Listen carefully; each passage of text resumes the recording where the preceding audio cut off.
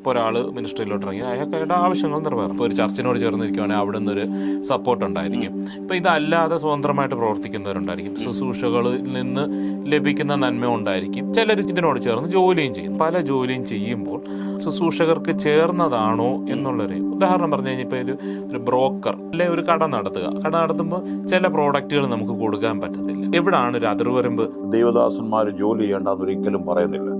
ജോലി ചെയ്യാനുള്ള സാഹചര്യമാണെങ്കിൽ ജോലി ചെയ്യും. ഫുൾ ടൈം മിനിസ്ട്രിയിലേക്ക് വരുമ്പോൾ നമുക്കറിയാമല്ലോ, കർത്താവ് ശക്തമായിട്ട് ഉപയോഗിക്കുന്നവർ ആദ്യം അവരുടെ മണിക്കൂറുകൾ ദൈവത്തിന് കൊടുക്കും.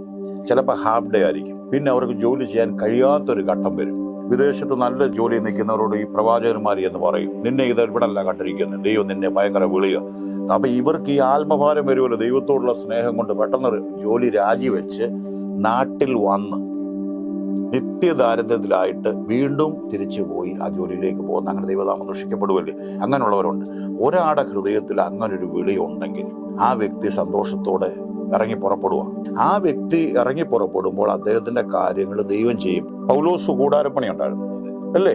അപ്പം അതിനകത്ത് അപകടം ഞാൻ പറയാം. പൗലോസ് കൂടാരപ്പണിയെ സംബന്ധിച്ച് പറയുമ്പോൾ പൗലോസിന്റെ ഒരു അഭിമാനമായിരുന്നു ജോലി ചെയ്ത് ജീവിക്കണം. എന്നാൽ പൗലോസ് വാങ്ങുന്നുണ്ട്. നമുക്കറിയാം, ഫിലിപ്പിലേണത്തിൽ പറഞ്ഞു, നിങ്ങൾ അയച്ചു തന്നത് സൗരഭ്യവാസനയായി തൃപ്തനായിരിക്കുന്നു. പക്ഷേ പത്രോസിനെയും കൊണ്ട് വലയം പടമെടുക്കാൻ സമ്മതിച്ചില്ല. കർത്താവിന്റെ ഉയർപ്പ് കഴിഞ്ഞ് ഇവരെ ഇറങ്ങി. പക്ഷെ കർത്താവ് അങ്ങനെ ഒരു ഫിഷിങ്ങിന് പോകുന്നിട്ട് അനുവദിക്കുന്നില്ല, ഒരു പ്രൊഫഷനാക്കി വിടുന്നില്ല.